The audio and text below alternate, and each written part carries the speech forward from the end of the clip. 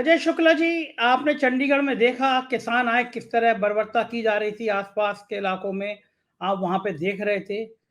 अब कांग्रेस किसानों के साथ खड़ी हो रही है।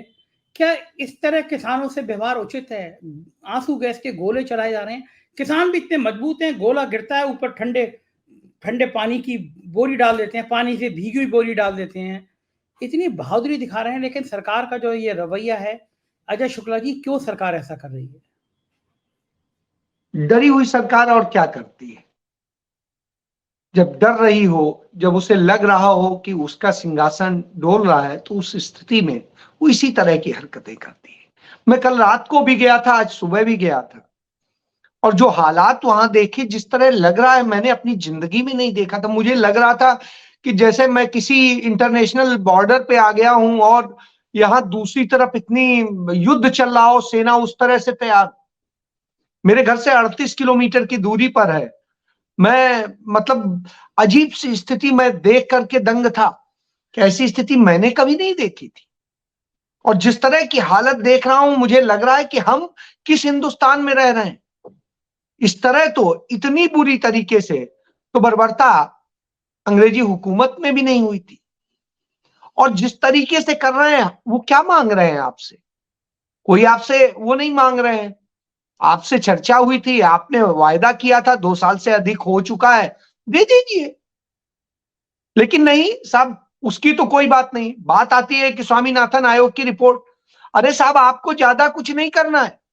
201 सिफारिशें की थी स्वामीनाथन जी ने, और उनमें से 175 सिफारिशें कांग्रेस सरकार लागू कर चुकी थी, बची सिर्फ 26 थी। कर दीजिए। इसी कारण से उनकी बेटी ने बहुत बड़ी बात कही। उन्होंने कहा कि क्यों आप जो ये कह रहे हैं कि भारत रत्न और ये, उन्हें तो असली सम्मान तब होगा जब उनकी कमेटी की रिपोर्ट को आप लागू कर दें। तो इससे बढ़िया उन्होंने कहा, ये पंजाब की सीमा पर जो हो रहा है, इससे ज्यादा बुरी स्थिति क्या होगी। तो निश्चित रूप से दुखद स्थिति है। और दुखद स्थिति है कि जिस तरह की स्थिति है, आप देखिए ना, यदि अंग्रेजी हुकूमत में पूरे दुनिया के मतलब हिंदुस्तान के इतिहास में सबसे पहला किसान आंदोलन 1959 में हुआ था बंगाल प्रांत में, और तब लड़ाई उसकी शुरू हुई थी। उस समय हिंदू पैट्रियट अखबार ने इसका लेख छापा था, और नाटककार थे, उन्होंने इसके नाटक दिखाए थे। उसका नतीजा ये हुआ था, उनका अखबार बंद हो गया था, उन नाटकों पर प्रतिबंध लगा दिया गया। लेकिन सुरेंद्र नाथ बनर्जी, जो कांग्रेस पार्टी के राष्ट्रीय अध्यक्ष रहे, उन्होंने उस लड़ाई को आगे बढ़ाया। और जब 1885 में कांग्रेस बनी, तो सबसे पहला काम यही हुआ कि किसानों के लिए आयोग बनाया गया और मजबूर कर दिया। और फिर 1917, आपको याद ही है, गांधी जी लड़ाई लड़ने गए थे चंपारण, और किसानों के लिए थी। तब भी वो बंगाल प्रांत था, जो आज बिहार है। तो वो तब हुई थी। उसके बाद में 1921 याद कर लीजिए, जब किस तरीके से हुआ था। तब आज की ही तरीके से ये सरकार और उसके लोग यह बदनाम करने में लग गए थे, नहीं ये तो हिंदू है, ये मुस्लिम है, ये है, उसे सांप्रदायिक रूप देने लगे थे। आज जैसे किसी को खालिस्तानी बता दे रहे हैं, किसी को जाट और जाने क्या कह के बता दे रहे हैं, किसी को आतंकी बता दे रहे हैं, किसी कुछ बता रहे हैं। अरे भैया, किसान किसान होता है, वो जाट या सिख नहीं होता है। और यदि कहेंगे तो आपके आगरा में दयाल बाग है, वहां पर कुछ पैदा नहीं हो सकता था। वहां के गुरुजी ने पंजाब के ही सिखों को बुला करके वहां की खेती कैसे की जाए और उसे वो किया जाए, उन्होंने ऐसा उपजाऊ बनाया कि आज दयाल बाग में एक भी रत्ती अनाज नहीं खरीदना पड़ता। वहीं पर पैदा होता है, उसी से ही इतने सत्संगी आते हैं और सब खाते पीते हैं और सब कुछ। तो ये उदाहरण मौजूद है। आज भी कनाडा का पूरा एग्रीकल्चर किसानों के ऊपर निर्भर, जो पंजाब से गए किसान है। इसी तरीके से अमेरिका का 60% से अधिक एग्रीकल्चर उन पे डिपेंड है। आप आइए जर्मनी में इसी तरीके से, और तमाम सारे देशों में। और संजय जी, सबसे बड़ी बात यह है कि जिस वक्त में हम आपसे बात कर रहे हैं, स्पेन में भी चल रहा था इसको लेके, जर्मनी में भी चल रहा था, फ्रांस में भी फ्रांस के राष्ट्रपति भारत में आए हुए थे, गणतंत्र दिवस के मुख्य अतिथि थे, वहां चल रहा था, वो वहां जाके उन पे लाठी नहीं चलवाए, पुलिस का पहरा नहीं लगवाए, फोर्सेस नहीं लगाई, अर्धसैनिक बल और सैनिक बल नहीं लगाए साहब। उन्होंने जाके उनके साथ बात की और उसका समाधान निकाला। नरेंद्र मोदी के तो खास मित्र हैं, तो साहब उन्हें तो इसको सोचना चाहिए था। बहरहाल जब यह स्थिति होती है, 1936 याद कर लीजिए, पंडित जवाहरलाल नेहरू ने उस समय किसान कांग्रेस बनाई थी, और बैठे हुए हैं चौधरी साहब, बताएंगे कि किस तरीके से उसमें जुड़े थे चौधरी चरण सिंह जी, और वहां से शुरुआत किस तरह से हुई थी। याद करिए, वो पहली बार किसी पार्टी ने किसान का वो बनाया था संगठन, और उसके बाद में हक देने की बात हुई थी। याद करिए 1937 में जब पहली बार हिंदुस्तान में स्वशासन प्रणाली में ब्रिटिश हुकूमत में सरकार बनी, तो पंडित जवाहरलाल नेहरू योजना आयोग के उपाध्यक्ष बने, और उन्होंने किसानों के लिए सबसे पहले योजनाएं बनाई। और जब देश आजाद हुआ तो सबसे पहले किसानों के ही लिए Bhakra dam, NFL, national fertilisers, इसके अलावा और दूसरे तमाम डैम और सब कुछ हुए, उनके लिए तमाम सारे काम हुए। 1948 याद करने वाला है कि किसानों के लिए कितना कितना क्या किया गया। आज की सरकार क्या कहते हैं, 2014 में नरेंद्र मोदी जब चुनाव के लिए आ रहे थे कि हम एमएसपी लागू करेंगे, हम स्वामीनाथन आयोग का ये करेंगे, हम ऐसे करेंगे, वो सारी चीजें बोल रहे। सरकार में आने के बाद उन्हीं को जय जवान जय किसान का रेवाड़ी में नारा दिया था, किसान को जवान को अग्निवीर बना दिया, और किसान को अदानी अंबानी का नौकर गुलाम बनाने का काम कर दिया। तो साहब ये वो लोग हैं जो पूंजीपतियों के लिए काम करते हैं, और उसी के लिए, और ये चीन के इशारे पे काम करते हैं। चाइना का सब खरीदना है, चाइना को करना है। और जिस पंजाब हरियाणा को बदनाम कर रहे हैं, आप ये देखिए, उत्तर प्रदेश सबसे ज्यादा गेहूं पैदा करता है, धान पैदा करता है, लेकिन अपनी रोटी नहीं खा पाता है। उसको अपनी रोटी खाने के लिए पंजाब हरियाणा का धान और गेहूं लेना पड़ता है। तो यह दशा है। ऐसी स्थिति में आप उन्हें अलग करके कौन सी गाली दे रहे हैं, क्या कह रहे हैं? बिल्कुल ठीक बात है। तो किसान कोई न जाट होता है, न किसान सिख होता है, किसान किसान होता है, और वो सम्मान का और अपने मूल्य का अधिकारी है, उसे वाजिब मूल्य मिलना चाहिए। जी बिल्कुल ठीक बात है। अखिल स्वामी जी, ये जो कुछ चल रहा है देश में, आपकी प्रतिक्रिया क्या है? देखिए संजय जी, मुझे ऐसा लगता है कि देश को अब ये बांटने पे उतारू हो गए हैं, और ये देश को तोड़ने के मुहाने पे इन्होंने खड़ा कर दिया है। साउथ को नॉर्थ के खिलाफ खड़ा कर दिया है, बंगाल, कर्नाटका, केरला, तमिलनाडु को पैसा देना बंद कर दिया है। इसके बाद पंजाब हरियाणा को भी देश को तोड़ने से ये लोग अब लग रहा है ये उतारू हो गए हैं, और अपने देश की दिल्ली की सीमाओं को बचाने के लिए सारी सेना, मुझे लगता है कि कुछ दिनों में कहीं चीन और पाकिस्तान बॉर्डर से न बुलाकर उसे पंजाब हरियाणा के बॉर्डर पे खड़ा कर दिया जाए। इन्होंने पंजाब और हरियाणा पुलिस को भी एक दूसरे के खिलाफ खड़ा कर दिया है।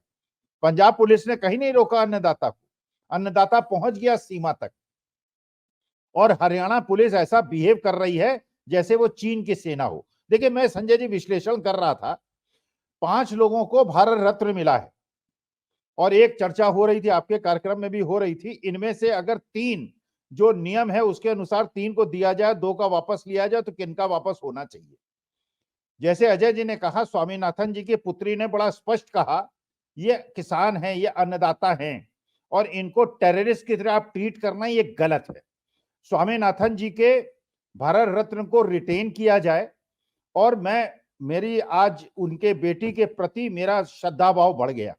एक चौधरी साहब हैं, बड़े चौधरी, जिनका हम लोग सब सम्मान करते हैं, उनके पौत्र मोदी जी के अंदर चौधरी चरण सिंह की छवि देख रही थे। मैं उनका चेहरा देखना चाहता हूं, और ये महसूस करना चाहता हूं। एक अडवाणी साहब हैं जिनको भारत रत्न मिला है, जो कि गए थे उनकी मजार पे पाकिस्तान के अंदर, जो पाकिस्तान हिंदुस्तान के बंटवारे के वो थे, जिम्मेदार थे, और उन्होंने कहा था कि जिन्ना विश्व का बहुत बड़ा सेकुलर नेता है, उसको इसलिए भारत रत्न दिया गया कि वो जिन्ना के प्रशंसक है, और उनपे केस भी चला था, मुकदमा भी चला था अयोध्या के मामले में।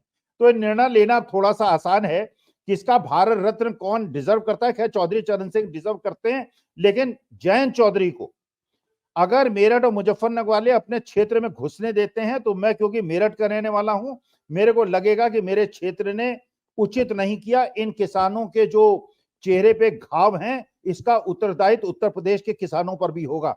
देखिए, महाभारत की कथा दोबारा लिखी जा रही है। पुष्पेन जी बैठे हैं, बहुत इज्जत करता हूं, बहुत बार उनके कार्यक्रम में बैठा हूं, बहुत प्रबुद्ध व्यक्ति हैं और जो जमीनी अर्थशास्त्र है उसको बहुत अच्छा समझते हैं। देखिए, महाभारत का युद्ध हो रहा है, जो लोग सिर झुकाए बैठे हैं, जो आज के तारीख में तटस्थ भाव में हैं, इतिहास इनको भी माफ नहीं करेगा। अगर आज उत्तर प्रदेश और हरियाणा के लोग तो खड़े हो गए हैं, उत्तर प्रदेश में आप जैसे जो असली किसान हैं, आपके बीच के जो फर्जी लोग हैं उनको थोड़ा अलग रखिएगा। आज की तारीख में जो चुप बैठेगा, हम लोग और हमारा इतिहास और हमारी अगले पुश्तें उनको याद नहीं करेंगी। ये ऐतिहासिक लड़ाई है, इन अन्नदाताओं को हारना नहीं चाहिए। अगर ये हार गए, राहुल गांधी ने कहा, Rahul Gandhi as a individual वहां जाएं, कांग्रेस नेता के रूप में न जाएं, कांग्रेस का झंडा लेकर न जाएं। जिसको जाना है देखते हैं कौन पांडव पक्ष में खड़ा है, कौन कौरव पक्ष में खड़ा है। और ये मैं आश्वासन देना चाहता हूं, भगवान श्री कृष्ण न केवल कौरवों को दंड देंगे, उन पांडवों को भी दंड देंगे जो आज सिर झुका के बैठा है। अन्नदाता अपने आखिरी लड़ाई लड़ रहा है और इस लड़ाई में जो भागीदारी नहीं करेगा, इसको इतिहास भी माफ नहीं करेगा, हम भी माफ नहीं करेंगे।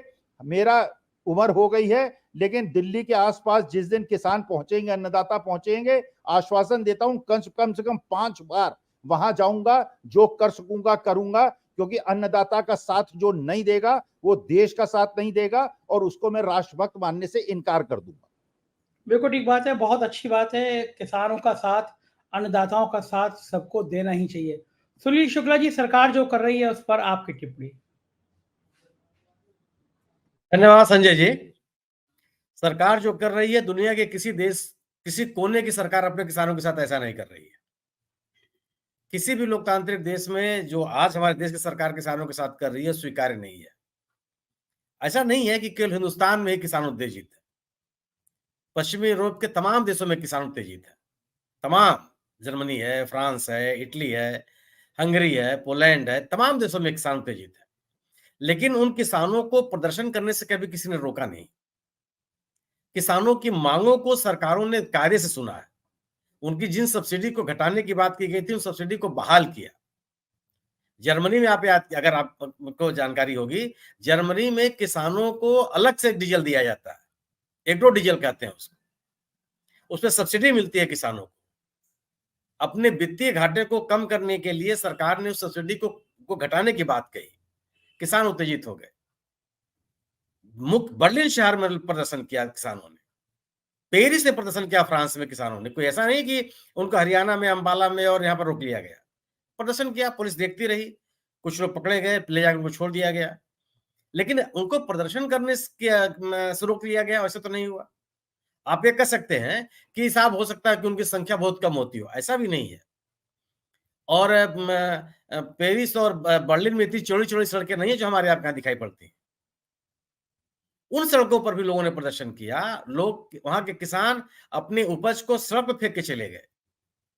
खादों की सब्सिडी कम की गई, खाद फैला दिया सड़क, पेरिस की सड़कों पर। लेकिन यह तरीका नहीं होता। आप अपने किसानों के साथ संवाद नहीं करेंगे। किसानों की गलती मानी जाती है कि अगर अचानक अपने आंदोलन की घोषणा कर देते हैं। 45 दिन पहले उन्होंने अपने आंदोलन की घोषणा की। क्या 45 दिन किसी सरकार का अपने किसानों से संवाद करने के लिए पर्याप्त नहीं होता? और जो उनकी मांगे हैं, क्या ये मांगे अचानक पैदा हो गई? इन मांगों को पूरा करने के लिए तो आपने 2 साल पहले आश्वासन दिया था। एमएसपी को लागू करने की बात आपने 2014 के अपने घोषणा पत्र में कहा था, बीजेपी ने कहा था। ये भी नहीं है। 10 साल से आप इस आश्वासन को दिए हुए हैं। और किसान जो मांग कर रहे हैं, क्या वो गैर वाजिब है? अपने उत्पाद की उचित कीमत की मांग करना, ये कहां से गैर वाजिब हो सकता है? और आप, या अगर आप उनको कोई राहत देते हैं तो किसी बाहरी नागरिक को तो नहीं देते, कोई ट्रेसपासर तो ही नहीं है। इस देश के नागरिक हैं, इस देश के जीडीपी में इनका योगदान है। और ऐसा भी नहीं है कि अगर आप इनको एमएसपी दे देंगे तो जितनी उपज होती है सब आपको खरीदना है। आज भी आप एमएसपी देते तो हैं। उस एमएसपी से कितने % की खरीद होती है? 6 से 7% की। और क्या यह भी आप सार्वजनिक पैसे से किसानों को देने के लिए तैयार नहीं है? कौन सा तरीका है ये? और आप अगर आप किसानों के इस आंदोलन को बड़ा किसान, छोटा किसान, पंजाब का किसान, हरियाणा का किसान, इसमें अगर आप बांटने की कोशिश करेंगे तो ये बंटने वाले तो लोग हैं नहीं। उड़ीसा में जिन किसानों को पकड़ा गया है वो कौन सा पंजाब और हरियाणा किसान है? जिन किसानों को ट्रेन से भोपाल स्टेशन पर उतारा गया है वो कौन राजस्थान के और हरियाणा के किसान है? वो तो कर्नाटक से आ रहे थे। देश का कोई ऐसा हिस्सा नहीं है जो किसानों के इस मांग से, इस आंदोलन से प्रभावित न हुआ हो, जो वहां के लोग उत्तेजित न हो। और यह जो बांटने की कोशिश की जा रही है कि इसमें जो पुराना संयुक्त किसान मोर्चा शामिल नहीं है, ऐसा है नहीं। यह सही है कि यह आंदोलन 2 अलग संगठनों ने मांग किया है, चलाया है, आह्वान किया है, लेकिन ये दोनों संगठन भी 2020-21 के आंदोलन में शामिल थे। ये नए आंदोलन नहीं है। और अगर किसानों के खिलाफ इस तरह की उत्पीड़न बढ़ेगी तो मैं विश्वास पूर्वक कर सकता हूं कि संयुक्त किसान मोर्चा भी सामने आ जाएगा। और 2 लोग आ ही गए। संयुक्त किसान मोर्चा के 2 जो गुट हैं वो दोनों गुट खुल करके सामने आ गए। या आप अगर आप ये चाहते हैं कि आप इस तरह के किलेबंदी और किलाबंदी से आप रोक लेंगे किसानों को, तो आपको पिछला अनुभव भी आपको याद आना चाहिए। और क्या आप समझते हैं कि अगर आप इनको हरियाणा में समूह बॉर्डर पर रोक लेंगे तो किसान वापस लौट जाएंगे? मेरा अपना मानना है कि जहां ये किसान है वहीं बैठ जाएंगे वो, और इसमें जो किसानों की भागीदारी है बहुत बढ़ जाएगी। हो सकता है कि ढेर सारे किसान दिल्ली न पहुंच पावे या दिल्ली आने में वो संकोच करें, लेकिन अगर उनको अपने अपने राज्यों में, राजस्थान में, हरियाणा में, पंजाब में, उत्तर प्रदेश में रोकने की कोशिश की गई और इनको रोका गया तो आप इनकी संख्या लगातार बढ़ती चली जाएगी। पिछले बार भी तो दिल्ली में किसान नहीं घुस पाए थे, पिछले बार भी दिल्ली के बॉर्डर में बैठे हुए थे, उनको आपने नहीं जाने दिया, नहीं गए, बैठ गए वहीं पर। और जब बैठ गए तो उनके जत्थे लगातार आते चले गए और आंदोलन खत्म होने तक कोई भी ऐसा बॉर्डर नहीं था दिल्ली का जहां पे किसानों की संख्या कम पड़ी हो। तो आप इनकी समस्याएं सुलझाने के बजाय, और अब मान लेते हैं कि एमएसपी पे आपको वार्ता करनी है, ढेर सारी ऐसी मांगे हैं जिनका समाधान आप पहले ही कर चुके होते। अगर वो बिजली अधिनियम पे आप संशोधन की बात करते हैं तो इस पर विचार क्यों नहीं किया जा सकता? अगर वो फर्जी या खाद और बीज पैदा करने बेचने वालों के खिलाफ कार्रवाई की बात कर रहे हैं तो इसके लिए आंदोलन करने की आवश्यकता थी? ये तो सरकार पहले कर सकती थी कि हमने पहले से प्रोग्राम मैंने कर दिया। अगर वो कह रहे हैं कि अपने किसानों को, अपने मजदूरों को मनरेगा में 100 दिन के बजाय 200 दिन का काम दे दिया जाए, कौन सा भेजा मांग है ये? अगर न्यूनतम पारिश्रमिक के बढ़ोतरी कई सालों से नहीं हुई है तो उसमें वृद्धि की मांग की जा रही है, तो इसको भेजा कैसे कर सकते हैं आप? अगर ये बात कर रहे हैं कि जो मुकदमे दर्ज किए गए थे 20-21 के आंदोलन के दौरान उन मुकदमों को वापस ले लिया जाए, तो इस मांग से आप कैसे इनकार कर सकते हैं? इसका तो आश्वासन दे रखा था। कोई ऐसी बात नहीं थी कि आप जिसको मांग नहीं सकते। और मेरा अपना मानना है कि सरकार के पास समय नहीं है, जैसे कि पिछली बार 1 साल तक आपने झुलाए रखा, वो पॉसिबल नहीं, क्योंकि सामने चुनाव है और यह आंदोलन जितना बढ़ता जाएगा इसकी राजनीतिक कीमत बीजेपी को बहुत अदा करनी पड़ेगी। लेकिन सरकार हो सकता है मुगालते में हो, लगता हो कि हम उनके जो एजेंडे हैं उन एजेंडों के माध्यम से जो ध्रुवीकरण की राजनीति है वो सफल हो जाएगी, लेकिन किसानों को नाराज करके, क्योंकि ये किसानों की संख्या 2-4 नहीं है, 18 करोड़ है ये, जो सरकारी खाते के अनुसार, और हर परिवार में 2-3 लोग, बड़ी चुनौती है। और सरकार का रवैया, मेरा मानना है कि कहीं से भी इसका समर्थन नहीं किया जा सकता। हाँ, किसानों से जरूर है कि वह आंदोलन को हिंसात्मक न होने दे। अगर ये किसान आंदोलन हिंसात्मक हो गया तो लंबे समय तक आंदोलन चलाना मुश्किल हो जाएगा। बिल्कुल ठीक कह रहे हैं, एकदम सही बात है, हिंसात्मक आंदोलन बड़ा होगा। संजीव जी, चंदन जी, आपकी इस पूरे मामले पे सरकार की हठ धर्मता पर आपकी टिप्पणी। संजय जी, जब आप को मैं सुन रहा था, आपका इंट्रो सुन रहा था और विषय को काफी, तो उसमें मैंने एक चीज गौर किया कि वो आक्रोश से उपजी हुई करुणा भी साथ साथ, मुझे बहुत दिन बाद, आपको तो अक्सर मैं शामिल भी होता हूँ, ऐसे भी सुनता रहता हूँ, तो ये ऐसा क्यों हो रहा है? ये इसलिए हो रहा है कि जो स्थितियां हैं, जो हम लोग देख रहे हैं, जो दृश्य देख रहे हैं, मैं यहाँ आने के पहले थोड़ा देख रहा था, जिस तरह से पैलेट गन छोड़े जा रहे हैं किसानों के खिलाफ। ये कौन लोग हैं? क्या नागरिक के खिलाफ सरकारों को युद्ध छेड़ करके मोदी सरकार को आनंद आता है? और वो खुद विदेश में हैं। उन्हें लग रहा है कि वो 400 पार कर जाएंगे। ये आत्मविश्वास, कभी मुझे लगता है एक व्यक्ति है अंततः वहां सत्ता में भी तो कभी तो कोई करुणा का कोई दृश्य सामने आता होगा। सोचता हूं, महाभारत की बात कही उन्होंने कि संजय जी नृशंस से उपजी हुई वो जो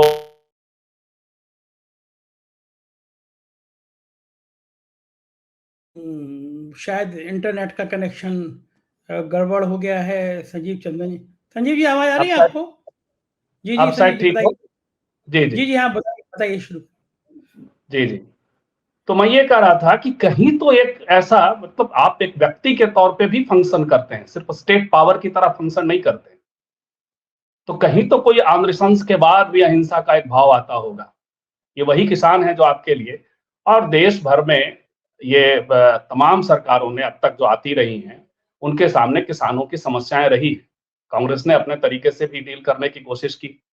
हम सब जब वहाँ अक्सर अब उसका उदाहरण देते हैं, महाराष्ट्र के 2-3 गांवों में खास करके मनमोहन सिंह, सोनिया गांधी, राहुल गांधी, ये तमाम लोग जाते हैं, डोरली, बायफर और तमाम जगहों पे लोन वेवर पैकेज दिया जाता है।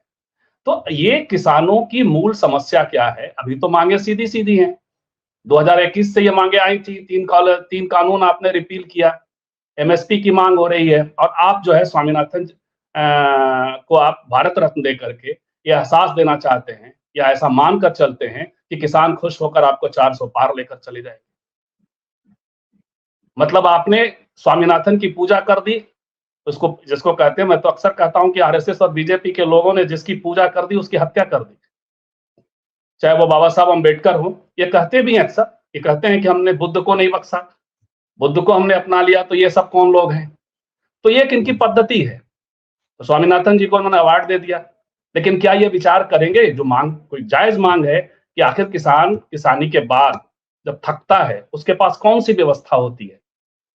तो पेंशन की मांग है, बहुत पुरानी मांग है, उनका रिकमेंडेशन भी है। तो मुझे लगता है कि सरकार यदि इस तरीके से हॉस्टाइल फॉर्म में आवाज उठाने वाले किसी भी समूह के खिलाफ, चाहे वो हम लोगों ने शाहीन बाग को देखा, उसके बाद तुरंत 2021 का किसान आंदोलन देखा था, जिस हॉस्टिलिटी से पेश आती है वो लोकतंत्र के लिए भी और समाज के लिए भी बेहद खतरनाक है। मुझे लगता है कि जितनी जल्दी हो सके किसानों से बैलेट गन की जगह या आंसू गैस की जगह बातचीत के जरिए, और बातचीत भी क्या, किसानों की जो मांग है वो सीधे सीधे मांगी जानी चाहिए। संजय जी बिल्कुल ठीक कह रहे हैं आप, किसानों से बातचीत की जानी चाहिए। इस बीच में मैं उस किसान को सुनवाता हूँ आपको जिससे राहुल गांधी ने बात की है, उसका हालचाल पूछा है। भैया मैं ना ये आर्मी में थे गुरमीत सिंह, यहाँ इस हॉल में काफ़ी लोग एडमिट हैं और एक गुरमीत सिंह से आपकी बात करवाता हूँ भैया। हेलो। फार्मर ये फार्मर है, एक्स आर्मी मैन है, फार्मर है, इनसे बात करवाता हूँ भैया, हॉस्पिटल में हूँ। ये 1 मिनट करे आप। सत श्री अकाल जी। बढ़िया सर। कहाँ चोट लगी आपको? सर मेरे एक आंख में है और दोनों हाथों पे छर्रे लगे हुए हैं गोलियों के सर। अच्छा। हाँ जी। पुलिस वालों ने मारे? पुलिस वालों ने डायरेक्ट गोली हिट की है जी। अच्छा, आंख में तो नहीं लगी ना? आंख में सर डायरेक्ट एक छर्रा लगा हुआ है, बाकी हाथों और दोनों हाथों पे है जी।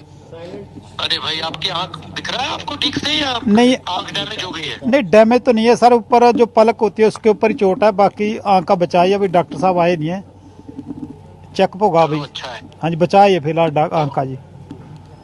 अच्छा, तो आपको शरीर पे छर्रे लगे? हाँ जी, हाँ जी सर। कितने लोग घायल हुए वहाँ पे? तकरीबन सर 100 से ज्यादा तो घायल हो चुके हैं, बाकी अभी चल रही लगातार फायरिंग सर। और सीरियस कितने लोग हैं? सीरियस तो सर ज्यादा नहीं है, तकरीबन 3-4 आदमी को ज्यादा चोट है, एक की तो दोनों आंखें डैमेज हो चुकी हैं सर। चंडीगढ़ 30 के करीब। अच्छा। सर मैं 17 साल आर्मी से सर्विस करके रिटायर हूँ। मेरे को मालूम है भी एक भीड़ को या जम्मू कश्मीर में कहीं या उसको भगाने के लिए डायरेक्ट हिट गोली कहाँ पे की जाती है। ये कोई टेररिज्म, कोई मिलिटेंट नहीं है सर, ये अपने देश के किसान हैं। बिल्कुल। सुबह की है गोली डायरेक्ट हवा में चला सकते हैं, हवा में चला से लोगों सर, को क्यों चलानी है? पैरों को भी चला सकते हैं, डायरेक्ट सिर के ऊपर हिट किया मेरे सर। बिल्कुल गलत है। हाँ जी बस हम आपके साथ हैं, आप घबराइए मत। ठीक है सर। और बहुत बहुत अच्छा आप इस चीज के लिए लड़ रहे हो, बहुत अच्छा है, ये जरूरी है देश के लिए। ठीक है सर। आपने देश के लिए काम किया, पहले किया और अब भी कर रहे हो। पक्का पक्का सर। शाबाश। Okay sir, thank you sir. Best of luck. Okay भैया यहाँ लोकल एमएलए हमारे दयाल कंबोजी, ये सब लोग हम आ गए हैं। किसी प्रकार की जो मदद की जरूरत है हम ऑलरेडी कर रहे हैं। कुछ जिनको सीरियस वो चंडीगढ़ की हैं। ये वो फिर मैं संजय जी वहां जो आईटीबीपी के जवान चीन की सेना पे सीमा पर लगाए जाते हैं, उन्हें लगाया गया है, सोचिए, किसानों के खिलाफ। बहुत बहुत दुखद है। और ये कितना दुखद है कि ये गोलियां किसानों पे चल रही हैं। पुष्पेंद्र जी, इन बीजेपी के और उनके भक्तों का मानना यह है कि पिछली बार भी 800 किसान मर गए, तब भी किसानों ने वोट दे दिया, हम तो जीत गए। हम अबू धाबी में मंदिर बनाएंगे, राम मंदिर का उद्घाटन करेंगे, किसान भर भर के वोट दे देंगे, हम जीत जाएंगे। किसानों पे गोली चलानी हो गोली चलाओ, बुलडोजर चलाना हो बुलडोजर चलाओ, मंदिर बनाएंगे, वोट ले लेंगे। क्या वाकई इस बार भी किसान वोट देंगे? देखिए, पहले तो मैं संजय शर्मा जी 2-3 चीजें अपडेट आपको कर दूं। ये जो सरकार दमनकारी नीतियां जो अपना रही है, वो किस किस तरीके से अपना रही है, उसका एक उदाहरण और देखा गया है। जो मुख्य किसान नेता हैं और जो कुछ पत्रकार हैं, जिनके ट्विटर हैंडल के माध्यम से वहां से खबरें निकल के हमारे पास आ रही थी, उन सबको ब्लॉक कर दिया गया है। इवन दिल्ली यूनिवर्सिटी का एक ग्रुप है, वो भी ट्विटर हैंडल चलाता है, जो इनको सपोर्ट कर रहा था, उसको बैन कर दिया है। मनदीप पूनिया एक पत्रकार हैं, जिनको पिछली बार जेल में भी डाला था। एक जो है अपने मान साहब हैं, एक और ट्विटर टू जो है ट्रैक्टर टू ट्विटर, इस तरह के पंजाब के ट्विटर हैंडल्स हैं, इन सबको बैन कर दिया गया है। इसका मतलब क्या है कि हम अत्याचार करेंगे, तुम्हें रोने भी नहीं देंगे और ना ये देखने देंगे कि दुनिया देखे कि भाई आप रो रहे हो और हम अत्याचार कर रहे हैं।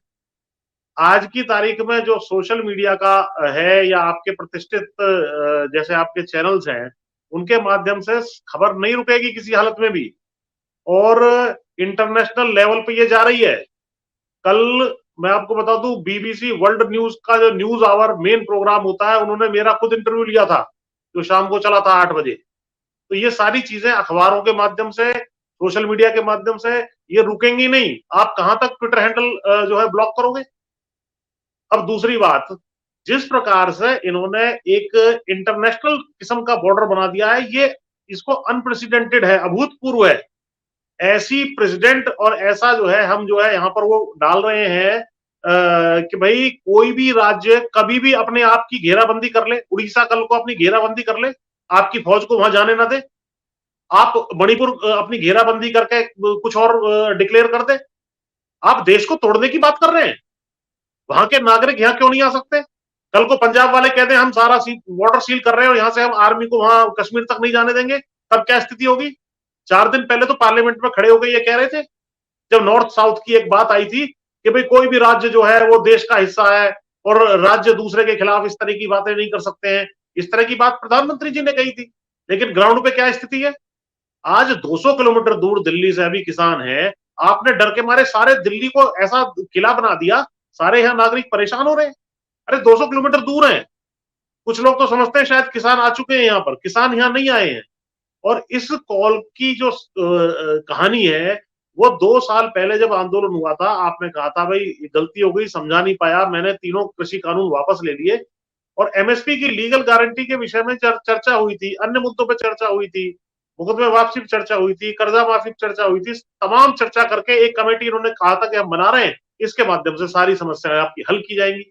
वो कमेटी की 30 से ज्यादा मीटिंग हो गई, उन्होंने केवल चाय पकौड़ी खाने का काम किया है, अलग अलग राज्यों में घूम रहे हैं, सरकारी खर्चे पे टीए ले रहे हैं, लेकिन आज तक उनका कोई रिपोर्ट नहीं है। और जब इनका किसानों का पेशेंस देखो, उन्होंने बिल्कुल जब देखा और कि लास्ट सेशन है पार्लियामेंट का, कानून एमएसपी गारंटी का आपको पास पार्लियामेंट से ही तो होगा, तो इन्होंने वार्निंग दे दी दिसंबर में ही कि भाई हम फरवरी में आ रहे हैं, 13 फरवरी को, और 10 फरवरी को जब अंत हो गया उसका जो है संसद सत्र का, उसके बाद इनको आने का अधिकार है। और ये चेतावनी ना दे उसके बाद पहले आ जाए तब भी कोई दिक्कत नहीं है। किसान है, कहीं भी आ सकते हैं। हरियाणा जो और पंजाब का जो हाई कोर्ट है उसने संज्ञान लिया इस बात का कि भाई आप इस तरीके से किसी भी बॉर्डर को कैसे बंद करके बैठ सकते हैं। तो ये इनके पास कोई जवाब नहीं बन पा रहा है। अब कुछ लोग ये कह रहे हैं ये ट्रैक्टर ट्रॉली में क्यों आए, ये बसों में जाए, इसमें जाए। अरे भैया हम आ जाते हैं, चलिए बसें आप लगाइए, आप यहाँ दिल्ली में ठहरने का इंतजाम कर देंगे उनका। करिए 1 लाख आदमियों को ठहरने का इंतजाम दे दीजिए, रामलीला मैदान लगा दो यहाँ पे कैंप। अपनी ट्रैक्टर ट्रॉली इसलिए लाई जा रही कि उसमें खाने का पीने का सामान है। आप लोग तो पथराव करते हैं। देश का अन्नदाता जब आता है वो रोटी नहीं खाएगा, वो कहीं सोएगा नहीं, उसके सोने की व्यवस्था, उसकी गैस की व्यवस्था, उसके रहने ठहरने की व्यवस्था, उसका जो टेम्परेरी ट्रॉली है वही तो है। उसको वो लेकर के यहाँ आ रहा है तो आपको तकलीफ हो रही है। चलिए लगाइए, बसें लगा दीजिए और लगा दीजिए रामलीला मैदान में, लगाओ टेंट तंबू। सारा देश जो है रामलीला मैदान में आकर के प्रदर्शन कर सकता है। आज तक किसी ने कील कांटे बिछाए हैं? सरकार तो बहुत रही और बहुत रहेंगी।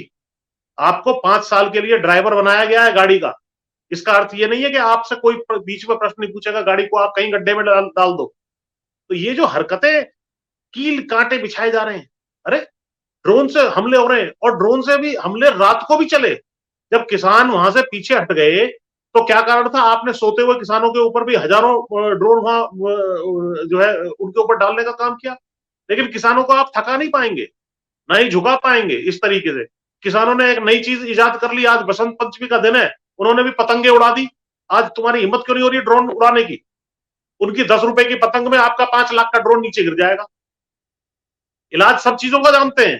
कील भी उखाड़ेंगे और उन सब चीजों को भी निकालेंगे और दिल्ली आएंगे हम। आपको यदि देना था तो शुरू में आपको देना चाहिए था। एमएसपी की लीगल गारंटी के विरुद्ध, मतलब पहले तो आप आदमी को डिस्क्रेडिट करते हो कि साहब ये केवल पंजाब के किसान है, कुछ जिलों के किसान है, संयुक्त किसान मोर्चा में 2 फाड़ हो गई है, हरियाणा इसमें शामिल नहीं है, यूपी इसमें शामिल नहीं है, केवल ये जाट है, फलाना है, ढिमका है। उसके बाद फिर आप कहते हो कि इनका कॉज ही खराब है। फिर जब आपकी समझ में नहीं आती आप इनको फिजिकली रोकने की कोशिश करते हो। जब नहीं रुकते तो आप कहते हैं कि भैया इनकी मांग ही गलत है।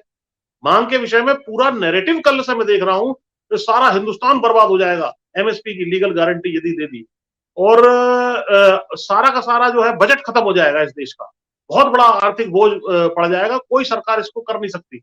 हमने बार बार इस विषय में कहा और आपके चैनल पे भी बहुत सरल भाषा में आपके दर्शकों के लिए बता देता हूं।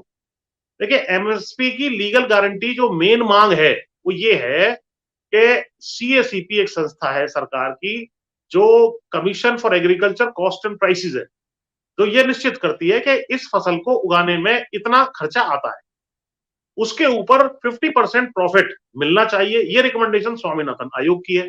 स्वामीनाथन साहब के आप जो है गुणगान कर रहे हैं, उनको भारत रत्न दे रहे हैं, और यही बात प्रधानमंत्री जी ने, जो वायरल है वीडियो आज की तारीख में सोशल मीडिया पर, जब कैंपेनिंग ये 2014 में कर रहे थे तो यही बात कही थी कि स्वामीनाथन आयोग के अनुसार सारी कॉस्ट को जोड़ा जाएगा, बीज, खाद, पानी, लेबर और सारी चीजें जोड़ करके उस पर 50% रख के हम आपको एमएसपी देंगे। तो उस एमएसपी की गारंटी की बात जो है तय हुई पिछले आंदोलन में। एमएसपी की गारंटी आप क्यों नहीं देते हो? तो मांग ये है कि C2 लागत के अनुसार जो हमारी वो तय होती है, जो निकलती है लागत, उस पर 50% जोड़ करके हमें एमएसपी घोषित की जाए। पहला पार्ट ये है। दूसरा इसका पार्ट ये है कि जो घोषित होगी उसको हम ये नहीं कह रहे कि सारा सामान सरकार खरीदे, कि भाई सरकार खरीदेगी तो बजट बर्बाद हो जाएगा। अरे हम ये कह रहे हैं कि सरकार जो फूड सिक्योरिटी एक्ट की जरूरतों के अनुसार 80 करोड़ लोगों को वो बांटा जा रहा है राशन, गेहूं, चावल, उसके जो रिक्वायरमेंट है वो खरीद ले। बाकी प्राइवेट व्यक्ति या प्राइवेट कोई कंपनी या कोई अडानी अंबानी कोई आए मार्केट में, वो एमएसपी जो घोषित है उस फसल की, उस साल की, उससे नीचे ना खरीदे।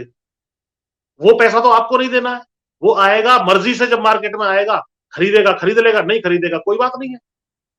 यहाँ पर भुखमरी फैली हुई है, खाद्य पदार्थों की आवश्यकता है, उसके बाद भी आप जो है कह रहे हैं कि नहीं सारा सरकार को खरीदना पड़ेगा। हम कह ही नहीं रहे सारा सरकार खरीदे।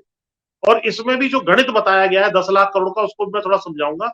एमएसपी की फसलों की जो टोटल कीमत है, कीमत का मतलब है कि प्रोडक्शन कितना है, उसको गुणा करिए आप कितने एमएसपी है, उसको सारा जोड़िए 24 फसलों का, तो वो लगता है लगभग 23-24 का बन रहा है 15 लाख करोड़ का। अब 15 लाख करोड़ का नहीं हम कह रहे हैं कि कुछ होना है, पर 15 लाख करोड़ का के 3 हिस्से हैं, जो मैंने कई चैनलों पे समझाए, आपके यहाँ भी। ये 3 पेन आप समझ लीजिए, ये है लगभग 15 लाख करोड़ रुपया, 5-5 लाख करोड़ के 3 हिस्से हैं। किसान अपने आप में इस देश में सबसे बड़ी आबादी है, लगभग 50%।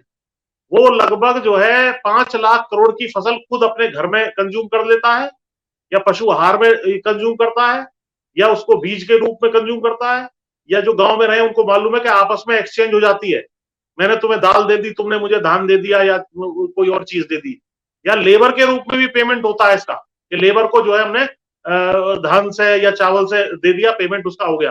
तो ये 5 लाख करोड़ की फसल तो मार्केट में आती ही नहीं है, ये खत्म हुई। 10 लाख करोड़ की फसल बची।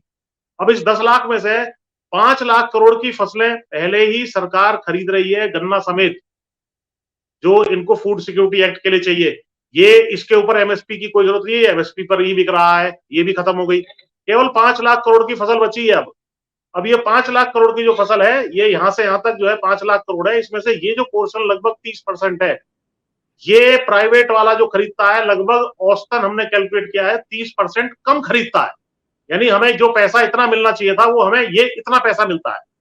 तो हम ये चाहते हैं कि ये जो बाकी पैसा है, ये भी हमें प्राइवेट सेक्टर से लेना है। अगर एमएसपी की लीगल गारंटी होगी, तो वो इतने पैसे में नहीं खरीद पाएगा।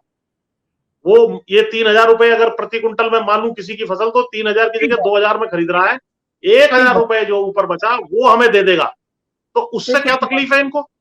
ये मेन मांग है जिसको लेकर के हम मार्केट इसमें जो है आंदोलन कर रहे हैं। अब देखते हैं इसमें क्या चीज आगे निकल करके आती है। जी, तो ठीक बात है, और यही बात है, इसीलिए सरकार अड़ी हुई है और इसीलिए किसान अड़े हुए हैं। बहुत बहुत शुक्रिया पुष्पेन जी, अखिल जी, अजय जी, संजीव जी, सुनील जी, एक अच्छी परिचर्चा के लिए। आप देख रहे थे 4 PM पर बातचीत की। किसान का उत्पीड़न आखिर कब रुकेगा? हम सब किसानों के साथ हैं, अन्नदाताओं के साथ हैं। आप भी उनके साथ खड़े होइए, नैतिक बल दीजिए। चैनल को ज्वाइन कीजिए, सब्सक्राइब करिए। हमारे राज्यों के चैनल हैं 4 PM यूपी, बिहार, गुजरात, महाराष्ट्र, कर्नाटक, राजस्थान, बिहार और 4 PM बॉलीवुड। उन्हें भी सब्सक्राइब करिएगा। शुक्रिया, थैंक यू।